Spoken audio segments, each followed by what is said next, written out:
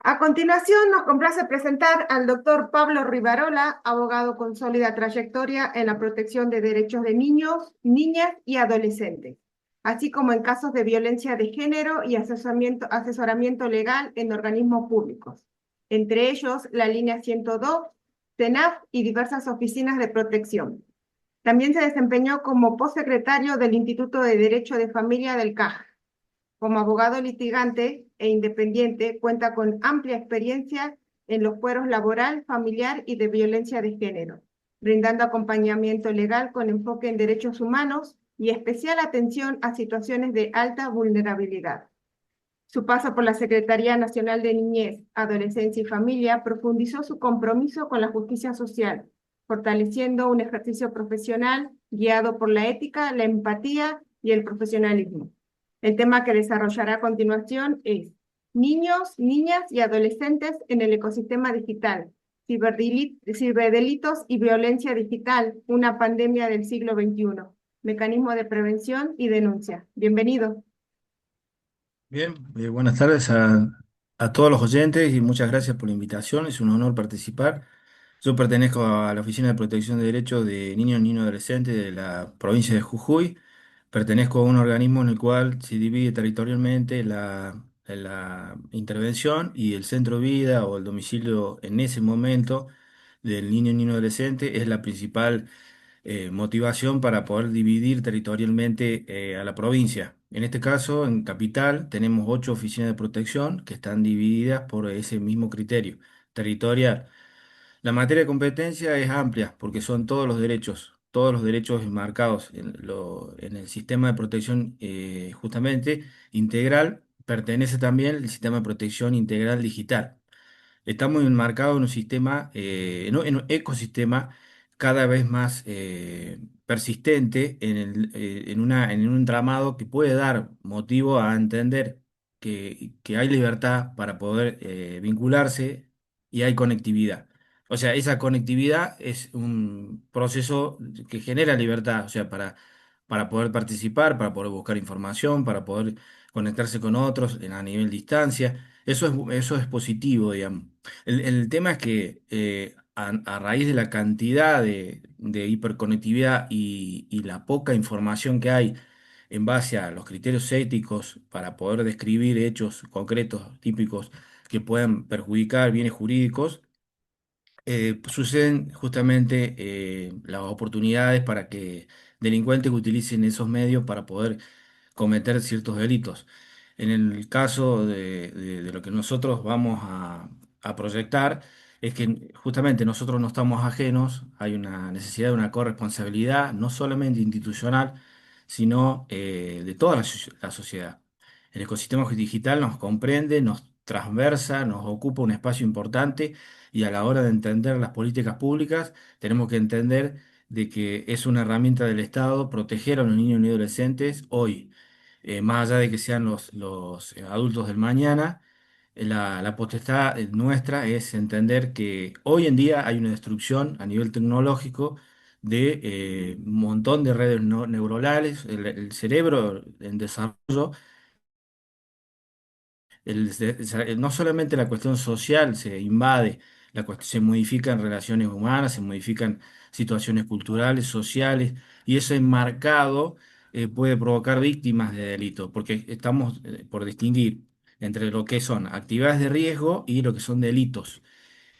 Por eso yo creo que hay que empezar a entender que Argentina está en una búsqueda de un protocolo específico, de una ley específica de inteligencia artificial, de ciberdelitos y de una estructura metodológica unidimensional, multidimensional, perdón, con criterios de intervención de miles de miradas científicas para poder abordar las problemáticas y llevar de la mano a un entramado normativo estructurado. O sea, que justamente podemos entender, por ejemplo, en España hay unas ciertas directrices que dieron sugerencia 50 expertos reunidos y que eso está en la web.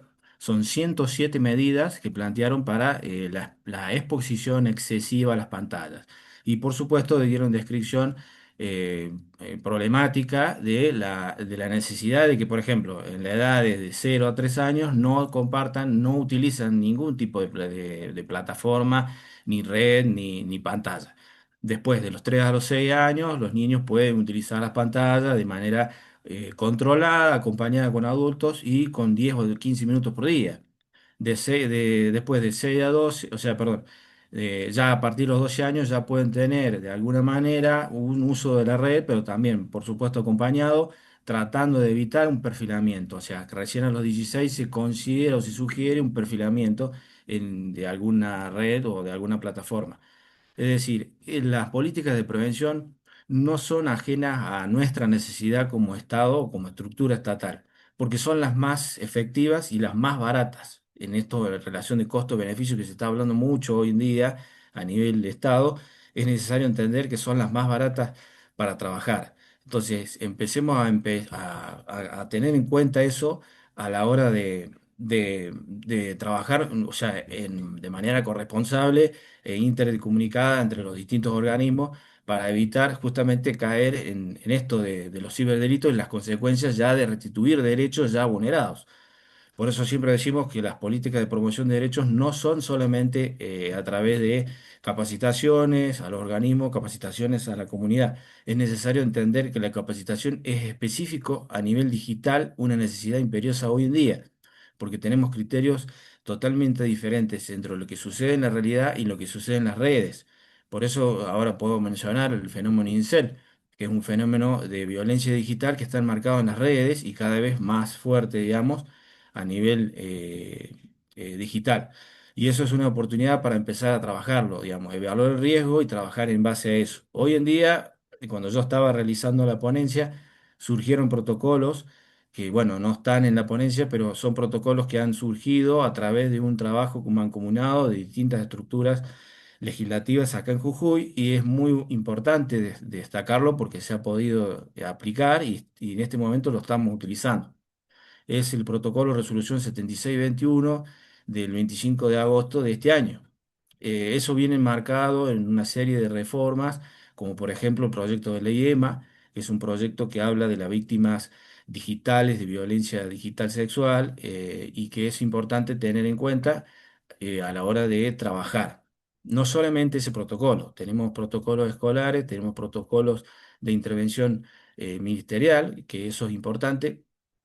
Destacar que cada vez más se está empezando a entender esta política de necesidad de protección y por eso surgió la oficina de Grumi, que es muy importante destacar, que esa oficina de escucha y de recepción de casos, bueno, nos alegra y yo lo celebro porque veníamos trabajando con esto de implementarla y de tener una política más fuerte para proteger a los niños y adolescentes y hoy en día está esto, así que celebro que el gobierno haya podido fundarla justamente este año, pero nosotros veníamos pensando esto hace mucho y lo veníamos hablando en distintos fueros y en distintas oportunidades que nos dieron lugar para entender que, bueno, que no estamos solos y que es necesario tener políticas mancomunadas y un esfuerzo justamente en conjunto para solventar y proteger justamente de manera preventiva ante la vulneración de derechos y sobre todo ante los delitos, ciberdelitos que hoy en día cada vez más fuertes son. En este caso, los ejemplos más concretos sería grooming y ciberbullying. Son los delitos más fuertes en este momento que se pueden decir que están cada vez más enquistados en nuestra sociedad digital y que es necesario proteger. Por supuesto que podemos hablar de grooming, que yo creo que todo el mundo ya debe saber qué significa, pero de todas maneras existe un riesgo de un grooming inverso, de adolescentes que ya empiecen a trabajar en esta idea de concretar hechos delictuales a raíz de un cierto, de una cierta relajación de los patrones éticos y que eso en las redes no existe. Por eso, bueno, yo no me quiero adelantar de lo que quiero explicar, pero básicamente el fenómeno que venía a hablar es sobre la ciberlaxia. La ciberlaxia es una relegación de los frenos inhibitorios y una relegación ética ante la situación esta de conectarse en Internet. Y eso genera muchas consecuencias desfavorables Pero bueno, viene de la mano de esta situación, de lo que estaba comentando recién. La hiperconectividad es un fenómeno que cada vez más fuerte va a generar daños neurológicos irreversibles. El uso de pantallas hoy en día no es algo positivo, no se considera. Hoy en día hay mucha desinformación, hay gente que considera que el uso de pantallas por parte de los pantallas pequeñas, o sea, celulares, por parte de los niños y adolescentes está bien y es como una especie de niñera para evitar contratar a una niñera o utilizar otras políticas de contención, si se quiere, pero va a generar daños irreversibles. ¿A qué se refiere? Va a haber problemas de habla, hay problemas de habla ya, problemas de pensamiento crítico, problemas de lenguaje, problemas de comunicación, una aferración a la digitalización y es más, una comunicación digital en la misma vivienda, o sea, se conectan por el teléfono y se comunican por el teléfono. O sea, cada vez más está sucediendo en chicos que son ya nativos digitales. Y ese es el problema principal, pues son nativos digitales, pero porque no conocen otra realidad. Y al no conocer otra realidad como nosotros, ya los adultos, que tenemos una realidad fuera de la conectividad, del ecosistema digital, y hoy en día los chicos no están fuera de eso, sino que crecieron en eso, surgieron en eso. Entonces, nosotros hoy estamos para evitar eso, justamente la corresponsabilidad, el civismo digital, es un aprendizaje como mancomunado. Y por eso digo que es importante hablar de prevención. No es solamente hablar de ciberdelitos y ya aplicación del delito efectiva, o sea, aplicar el tipo, ver si hay reformas legislativas al 128 o a las leyes, en el caso especiales, que regulen ciertos delitos específicos, sino que hay que buscar una política integral. Y para eso necesitamos muchas más modificaciones de las que ya se vienen haciendo. Pero bueno, dejando de lado la introducción, yo creo que esa es la hipótesis central, ver si se puede llegar a aplicar esto y si puedo ya tener un marco de referencia para empezar a trabajar en conjunto con el resto de los organismos. Pero bueno. Yo creo que, bueno, ya me adelanté un poco. El grooming es algo que ya bastante sabemos. El grooming significa en inglés sembrar, o sea, sembrar confianza de la víctima y buscar en ese sentido generación de espacios de diálogo para poder sacar información para después cometer otros delitos como la extorsión o chantaje o distintas situaciones ya, pero por lo general terminan en un abuso sexual. Pero me refiero que es cada vez más fuerte hoy en día este delito y la tipificación, yo creo que es necesaria entramarla, digamos, una notificación central sobre ciberdelitos, porque es una de las más utilizadas hoy en día por los delincuentes y es necesario entender eso. Bueno, los deepfakes creo que ya lo están nombrando bastante, así que no vamos a hablar mucho de eso, pero sí entendemos que es necesario entender cada vez más, vale la redundancia, de que, bueno, que cada vez más hay una divulgación de imágenes sin consentimiento, digamos, de videos y de situaciones que no se han dado y que generan mucho daño psicológico, psicológico, psiquiátrico y de distinta índole, que es muy difícil de revertir porque los daños en redes sociales son a largo plazo, digamos, o sea, no son daños que se dan de un día para el otro y ya se solucionan, digamos. Nosotros a nivel OPD tuvimos ciertos casos, por supuesto por la política de confidencialidad no podemos dar información específica sobre cada caso, pero sí podemos hablar de ejemplos.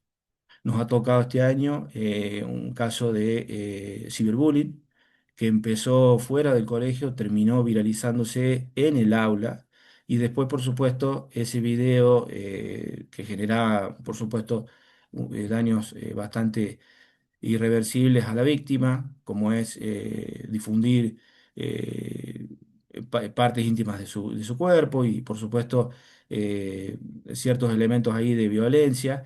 Y eso generó risa en el aula. Y bueno, el protocolo específico de la resolución 7621 es necesidad en el aula de resolver la situación porque se viraliza ahí y se considera que es un protocolo de bullying el que se aplica. Pero bueno, esto se manifestó fuera de eso, entonces ya es un delito, se considera un delito. Entonces hay una diferencia entre hacer una denuncia por bullying, que no es lo que corresponde, sino que se tienen que hacer delitos, o sea, se tienen que hacer denuncias por ciberbullying. Esa es la diferencia, digamos. Que por supuesto tiene que ser o en cualquier comisaría o en la comisaría especializada en ciberbullying, perdón, ciberdelitos. De todas maneras, siempre se remiten actuaciones a donde corresponde, digamos. Eso hace que demore un poco el procedimiento, pero bueno, ¿a dónde iba? La virilización de esta situación, enmarcada, digamos, en un aula, o sea, generó, por supuesto, la aplicación del protocolo. La aplicación del protocolo, ¿qué implica? Llamar a la víctima, llamar al que generó la divulgación del contenido y entender con el equipo técnico interdisciplinario que existe en el colegio, tratar de contener, explicar la situación, activar protocolos si es necesario de un acta, bueno, se avisa a la autoridad, al director y después, por supuesto, se hacen capacitaciones en el aula para que los chicos puedan entender bueno, que hay que empoderar a la víctima, que hay que proteger a la víctima, que hay que no dejarlo aislado y que, por supuesto, que el docente tiene que activar de manera inmediata sin evitar seguir con esta política de caer en ese discurso y aislarlo cada vez más. Por eso digo que la mirada tiene que ser victimológica y empezar a pensar desde ahí la perspectiva de modificaciones de estos patrones repetitivos de conducta que vienen ya de la mano de situaciones anteriores, que se daban en décadas anteriores, que a lo mejor muchos han sufrido eso en el aula, pero hoy en día no es ajeno solamente, o sea, hay una situación enmarcada de ciberbullying que ya es ajeno al aula. Pero bueno, eso lo quería dar un ejemplo para que se entienda concretamente la intervención que podemos dar nosotros. Es decir, después de ese protocolo nos llega a nosotros la intervención. Por supuesto que, por ejemplo, para que se entienda, nosotros estamos enmarcados en un sistema de protección integral basado en la ley 26061 del año 2005 con una modificación, o, perdón, con un decreto reglamentario 415 del 2006. Esa modificación generó que se considere a los niños y adolescentes sujetos de protección, en este caso sujetos de protección integral digital. Esa enmarcación genera que nosotros tengamos que entender la mirada no como un objeto de protección como se miraba antes, que esa es una mirada de la década del 80, 90, y cuando no había una reforma legislativa constitucional que permitía ese convencionalismo que viene de la mano de la Convención del Niño, de los Derechos del Niño. Eso viene de la mano de la Convención del 89, que fue reformado y aplicado en Argentina en el año 94 para que nos entendamos.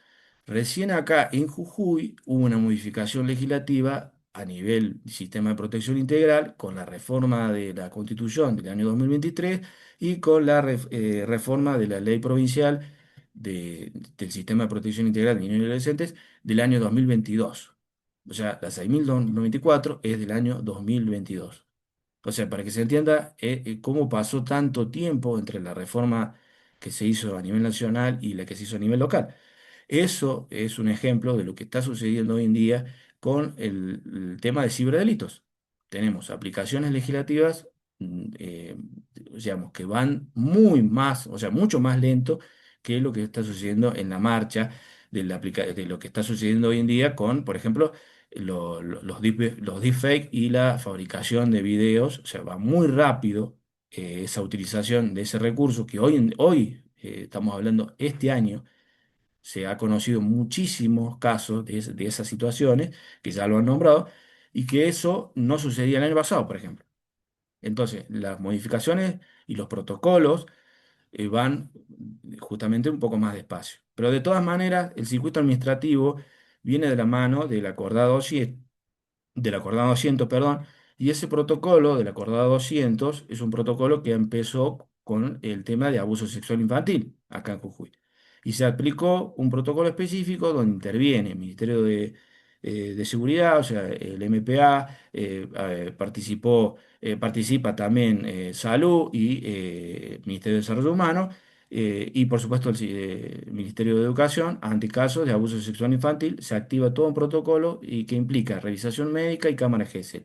Una vez que pasen esas dos situaciones, pasa a la Oficina de Protección para que nosotros podamos seguir el acompañamiento y la contención familiar y la aplicación de entrevistas a la familia, ver cuáles son los otros derechos vulnerados, si es necesario activar, por ejemplo, salud mental o activar Bueno, de los distintos derechos vulnerados que sucedan en esa familia a raíz de la vulneración de derechos en ese sentido de abuso sexual. Pero eso no es lo único, se empezó a aplicar en la marcha para otros delitos y para otros tipos de vulneraciones. Por ejemplo, maltrato infantil, negligencia grave, violencia de género que implique que sean testigos de violencia o ellos mismos como niñas ser testigos de violencia. Y por supuesto, receptores de violencia. Entonces, todo eso se empezó a aplicar en la marcha y ¿por qué no, digo yo, que se pueda aplicar protocolos así de ese tipo para este tipo de situaciones de ciberdelitos? O sea, el protocolo escolar ministerial de la resolución 7621 es un protocolo de bullying y de delitos complejos, pero que es necesario aplicar también para otros tipos de delitos, como es en este caso los ciberdelitos, para entender que después de la vulneración viene la necesidad de una restitución a través de eso, ¿no? Revisación médica, cámara de Gesell, pero pueden haber otros elementos en la marcha que se apliquen para estos casos en específico. Por eso digo que es necesario tener Fiscalía Especializada en Ciberdelitos en contexto de niños y adolescentes. Hoy en día o sea, está enmarcada en un protocolo específico integrado, por supuesto, pero es necesario entender esta perspectiva de niñez para poder trabajar. Pero bueno, bueno, con respecto al incelismo digital, quiero dar un pantallazo. Yo creo que es por ahí a lo mejor una herramienta que hoy en día ya está bastante divulgado, pero el incelismo digital es un fenómeno que está sucediendo en otras latitudes de manera más fuerte. Se está viendo, por ejemplo, la serie Adolescente, donde muestran específicamente este fenómeno, donde justamente por el tema de la ciberlaxia se ha empezado a utilizar este fenómeno como en algo cotidiano, pero que es una subcultura de un cierto grupo adolescente que se considera excluido de la sociedad. Y ese grupo adolescente, con la utilización de prácticas de misoginia estructural, de odio de género, de odio a los otros varones que sí tienen éxito con las mujeres, o sea, ellos se autoperciben que son excluidos por bullying y ellos consideran que ante esa exclusión tiene derecho a la represalia. Bueno, ellos tienen ciertos elementos como el código emoji, que es un código que utilizan en las redes, las reglas del 80-20, donde el 80% de las mujeres eligen el 20% de los hombres, y toda esa violencia que se va instaurando y que ellos mismos la van generando, generan delitos, o sea, generan agresiones, generan lesiones, y todo eso enmarcado en buscar estatus dentro de la red, y por supuesto con un perfilamiento que no, falso, ¿no? Digamos, ocultándose en ese perfilamiento falso en las redes para provocar daños a los bienes jurídicos, en este caso, lesionar a las personas, y eso está todo en la red. Entonces, el fenómeno justamente pasa por las redes, es decir, la realidad que implica que hay muchas políticas de género y de perspectiva de género que hoy mismo se están aplicando y que existe en la realidad perspectiva de género, que incluso hay muchísimos mecanismos de protección. Por supuesto, de protección también a los niños y adolescentes. Pero en estas situaciones específicas no hay una herramienta que podamos decir clave para detectar el incel y proteger a la víctima de manera eficaz y de manera más rápida. Por eso es importante hablar del tema, capacitarnos y entender que es un fenómeno que está, que no va a dejar de estar y que cada vez va a aumentarse. Por eso es necesario que tengamos en cuenta esta perspectiva y esta sensibilidad social para evitar que se cometan estos actos. Por ejemplo, eh, el tema de evitar compartir, de evitar compartir videos, eso por ejemplo es una herramienta dentro del sistema de protección que se le puede brindar a un adolescente que en este momento no sabe que eso está mal, que eso es un delito, que es compartir, no es un delito, pero es una actividad de riesgo. Y eso es lo que estamos hablando. Bueno, yo creo que respecto a la hiperconectividad es un problema que cada vez más tenemos hoy en día y la hiperconectividad generan daños en los niños y adolescentes. Yo creo que eso tenemos que entender hoy en día, que las redes son importantes para la libertad, para la búsqueda de información, pero el algoritmo donde uno busca información se va generando un sesgo y ese sesgo es peligroso. Muchas veces hay inclinación en ver situaciones que son violentas. Los chicos por ahí sin saber empiezan a buscar y ya empieza a generarse ese sesgo y ese algoritmo lo único que hace es generar una adicción, ¿no? Y esa adicción, bueno, está generada por un montón de situaciones.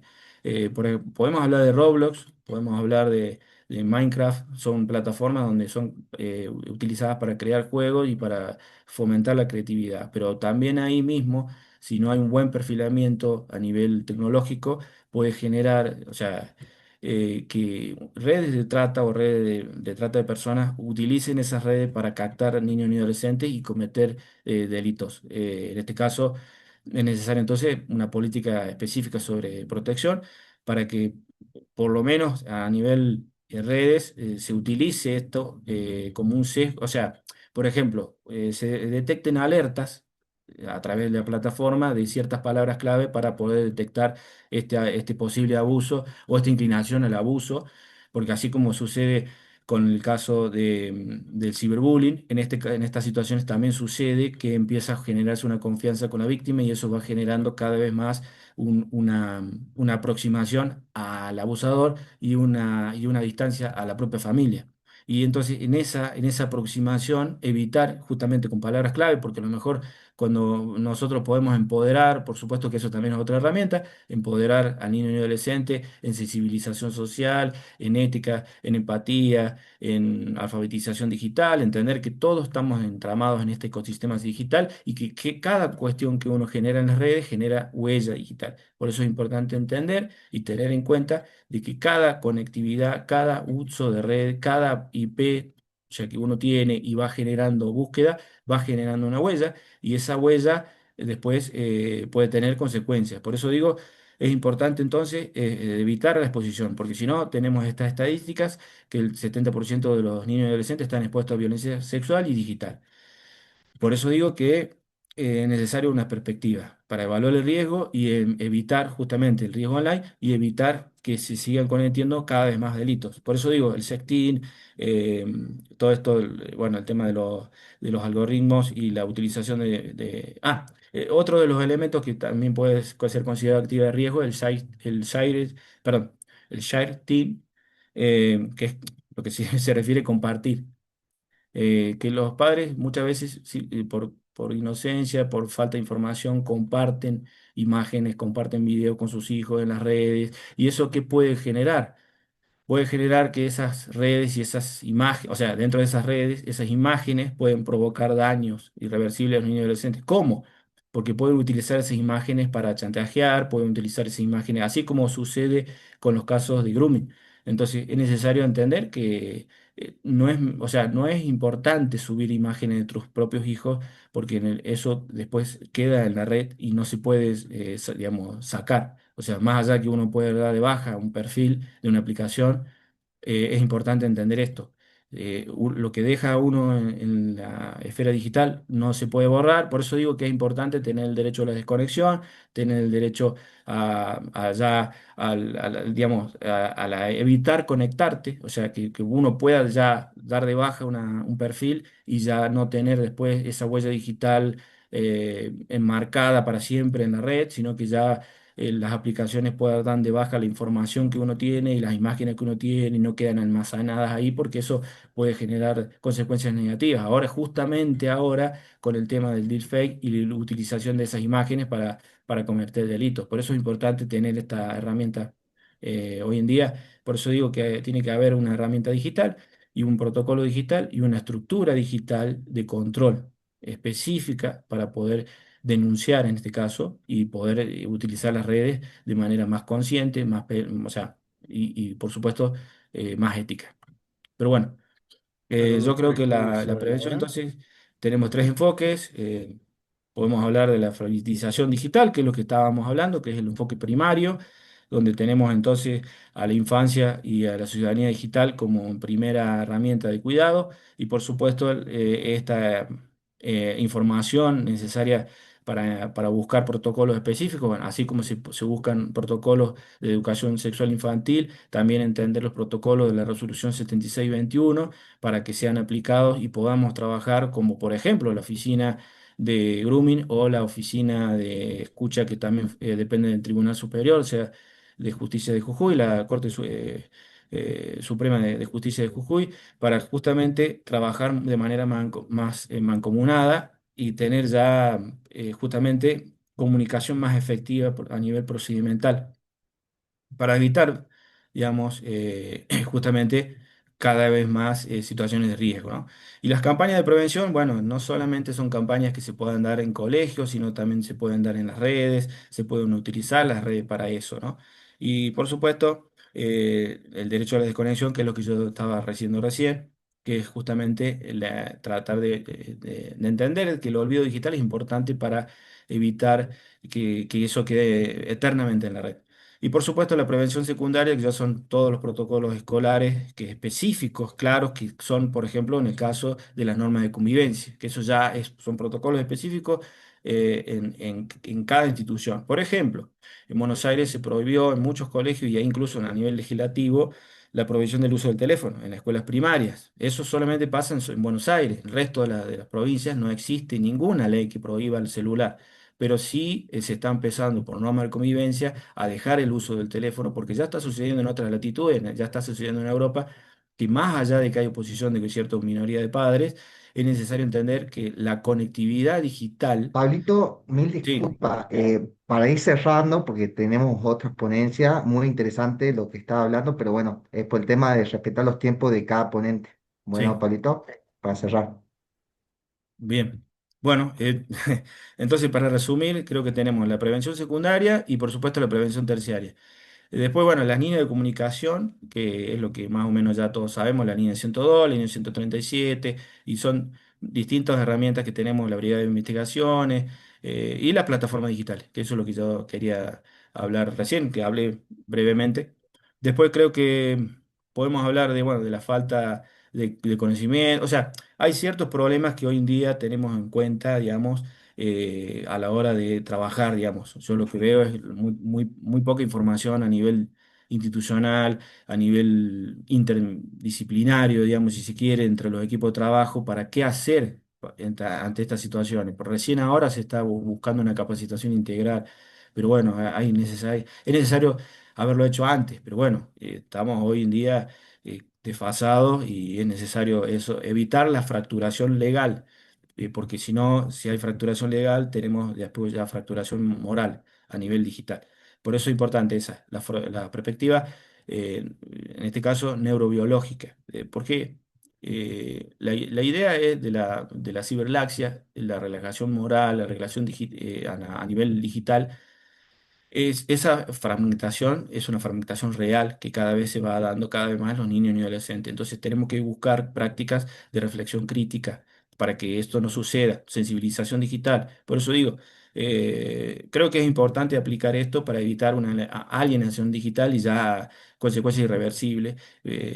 Porque ya, justamente, ya cuando hay una alienación digital, ya no se puede solucionar con ninguna política pública ni con ninguna política criminal de resocialización. Por eso, bueno, estamos eso para trabajar en conjunto y por eso digo que es una responsabilidad compartida, una mirada victimológica y bueno, no alcanza justamente, la frase final, no alcanza con enseñar a usar las pantallas, sino que enseñar a vivir con ellas sin perder la humanidad. Muchas gracias.